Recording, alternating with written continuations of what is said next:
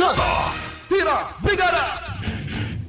Tanggap po na tayo ng report mga kabrigada. Puntahan ho natin si Brigada Ann Cortez dahil partner, si Senator Ping Lacson daw ho, ibubulgar na raw ngayong araw ang anomalyang flood control projects. Wow.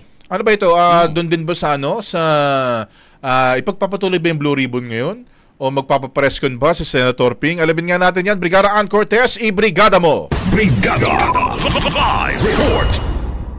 Brigada Gov, Brigada Abs, isisiwalat na nga mamaya sa gagawing privilege speech ni Senator Ping Lacson ang lahat ng manumalyang flood control projects.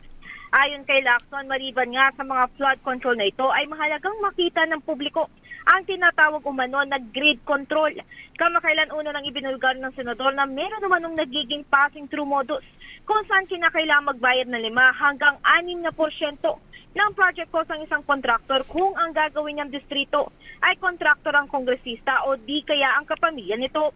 Maalala una na rin sinabi ng senador na nasa 6 to 7 na kongresista ang kontraktor base sa kanyang impormasyong nakuha. Brigada Gov, Brigada Abs. Okay. Tapos yung ibang po na siya. Okay, sige. Salamat, Cheryl. Maraming salamat, Brigada Gov and Brigada Abs, in the heart of changing lives. Ako si Brigada Ann Cortez ng 105.1 Brigada News FM Manila, the Music News Authority. Lakas Sentro.